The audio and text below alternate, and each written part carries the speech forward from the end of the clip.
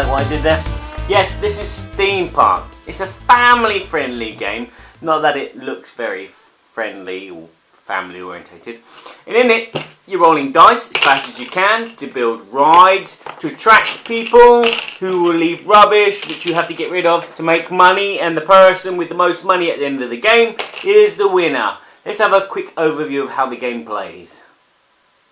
Well, actually, that was an overview of how the game plays, but let's look a bit more in depth of how the game plays.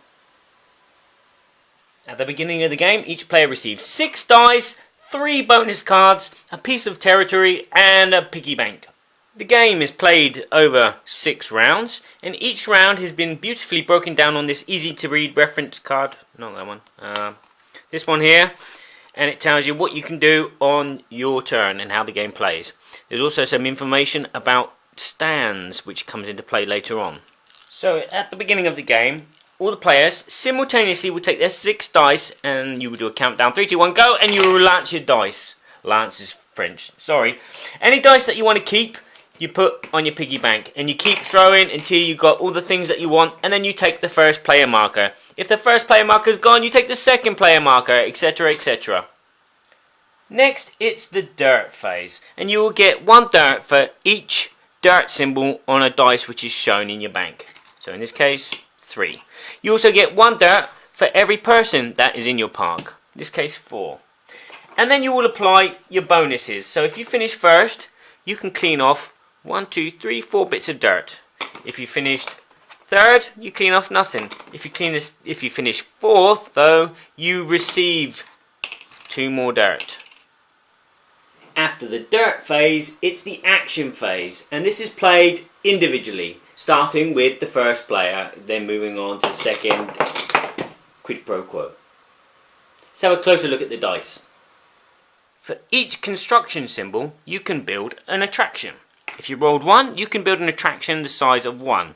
If you rolled 2, you can build an attraction the size of 2. And if you rolled 3, you can either build an attraction the size of 3, or you could split it to be a 2 and a 1. And then you'd place them in your park, and making sure that there was space all the way around so they weren't touching anything else. That would be touching, that wouldn't be touching. These spade symbols let you clean out the rubbish that you've collected. So in this case, I can clean 2 rubbish if I'd had 1. With 2 dice, I can clear 4 rubbish. With 3 dice, I can clean 6, 8, etc, etc. Why do you want to clean rubbish? Because at the end of the game, what will happen is you will be punished for all the rubbish that you have in your park. So for example, if you had 8 rubbish at the end of the game, you'd have to pay 10 denarii, which is the money, which is the points. The people, or as they're technically known, the robots, come in 6 different colours. And at the beginning of the game, 1 of each colour will be put into a bag, like so. And for each one of these that you roll on your dice, you get to choose a colour, put it in the bag, give it a shake, and then take 1 out. And if you've got that colour attraction ride, you can place that robot on that ride. If you haven't, well, it's tough. And then we have the stands. For each one of these that is rolled, you can place 1 stand in your park, again not touching anything else. There are 5 different types of stands, and they each have a power.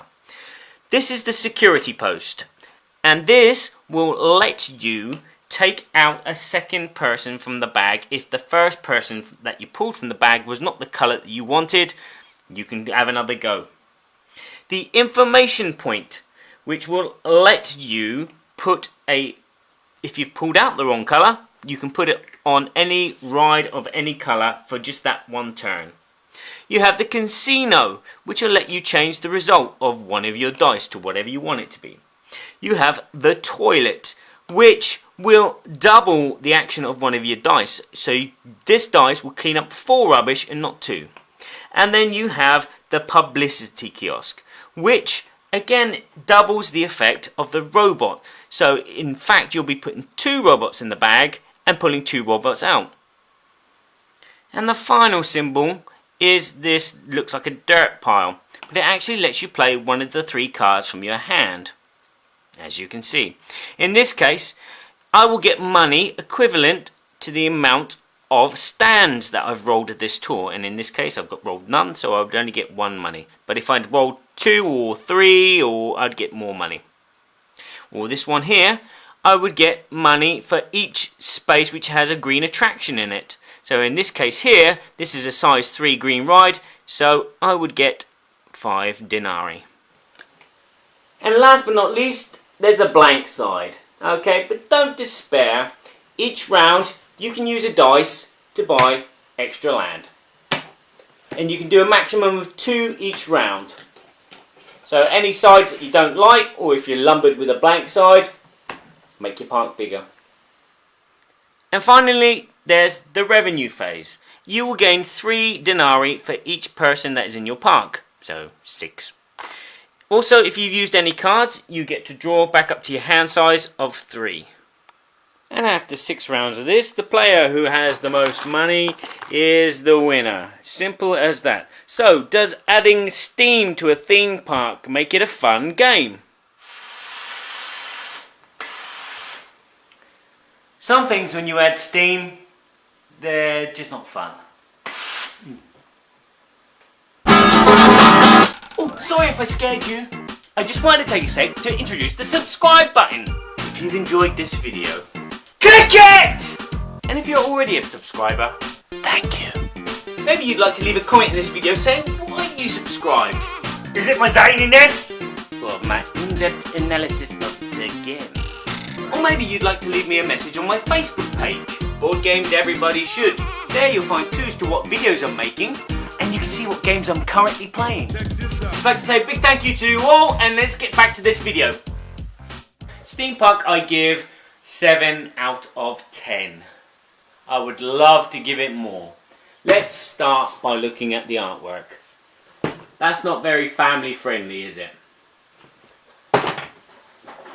That looks like family, that looks like kiddies, yeah, that looks like a family game. This looks like a family game, and it's kind of like neutral. But this looks very dark, sombre, gothic. It's not going to attract people to the lightness and the funness that is in the game. This game is a light, fun game, which involves dice and building stuff. Right, shall we take a closer look inside? No, not my nose. Jeez. Inside the box. Yes, inside the box. This is how the box comes when you buy it. You get these bags, which is nice, and you can put everything away nicely into bags. But the thing is, putting everything nicely back into the box is a pain. And getting everything out can be a kind of a pain as well. So, what do? Well, if you love your Steam Park and you want to pimp it up a bit, you can do like me and contact Robert Searing and get one of his famous box inserts, which makes setting up the game so much easier. So this is the before, and this is an after. This is what Rob Searing has done. He's done these lovely designable box inserts, and they are fantastic, practical, easy to use. Even though I've got like a space, I don't know what to put in there, but maybe there'll be an expansion. The components on a whole are very nice. The quality of the card is nice. The wooden robots are nice. The build your own. These haven't fallen apart yet, which is great. I was expecting them to fall apart. Obviously, plastic ones would be better and nicer, but you can't complain.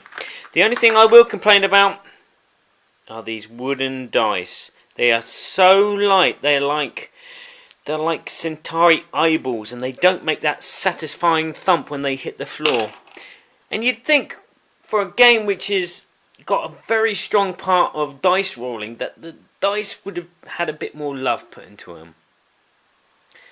The rule book, even though it's printed on really cruddy kind of paper, which feels horrible when you turn the page, is extremely well written and very, very deep, and explains everything, every nook and cranny, which tells me that this game has been play tested to hell and back. Here it says other boring rules. Okay, in some cases, one player or more could try and take the same turn order token at the same time, in which cases it would be clear that the player that arrived first, for example, his hand would be underneath the other player. Yeah, sorry, I'm cheating. Now, the mechanics. The mechanics are very bizarre, I find. There's this big element of chaos, the rolling the dice, and then there's this big element of strategy, which is doing the actions that you want from these dice. It's a kind of salt and sugar kind of thing for me, and I find this very bizarre as a mechanic. It's fun. The rolling dice all at the same time it's not new. It's been done in other games, but for me, this is the first time that I've played it, and I've kind of approached it with a bit of trepidation because I don't like the fact that I'm rolling dice while everyone else is rolling dice, because they could be cheating, and I'm not watching them because I'm so involved in what I'm doing, and that kind of befuddles me a bit. But be it as it may, that's the mechanic which seems to be fun. This kind of real-time play, everyone do everything at the same time. It's the same kind of feeling I get with when I play Galaxy Truckers. You know, you can't tell if other players are cheating because you're so occupied in what you're doing. Now, I was very hyped when Steam Park was announced last year, and when I got to see it at Essen, I kind of walked past it because it didn't look like the game that I thought it was going to be. It looked more like Tetris from afar, and it didn't look like building a theme park. Unlike Agricola, when you look at it, you can see that you're building a farm. In this, it's just a bit wishy-washy.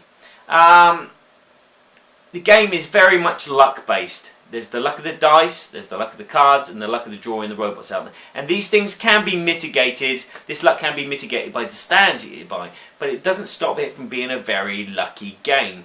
And anybody can win as long as you follow the rules. Okay? Problem I've had is I've built the biggest, best theme park with lots of attractions, and it had lots of people in it, but at the end of the game, after the 6th round, I didn't win because someone else won, because they were just playing cards and getting 2 denarii here, 3 denarii there, and that kind of frustrated me. Again, another time that I lost was due to the fact that someone was just buying pink rights because that was their favourite colour. Yeah, my daughter. Yeah, so it really is annoying, the luck in this game. The cards, when you get those first 3 cards, the game kind of dictates to you what kind of theme park you should be building. Okay, these cards are important. If you don't follow these cards, you're not going to win the game. Simple as that. And that's a real bummer for this.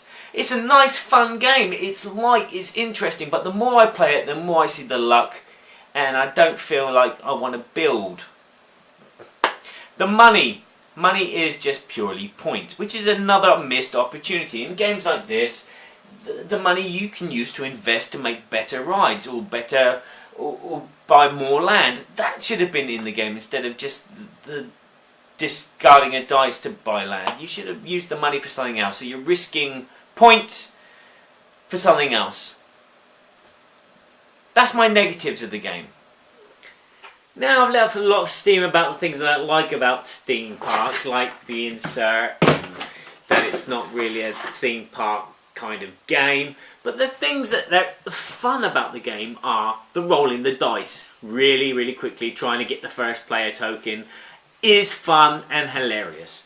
The interaction where you're taking rides which other people want or stands that other people want, so there's none left, is fun and enjoyable. There is this element of strategy, there's this element of just playing the cards, but there is a lot of luck. If you're looking for a light dice rolling building game, this is it. If you're looking for something slightly deeper, this is not it. It's a board game that everybody should not be deceived about, because it looks somber and it looks dark and heavy, and it's not. It's light and it's family friendly fun.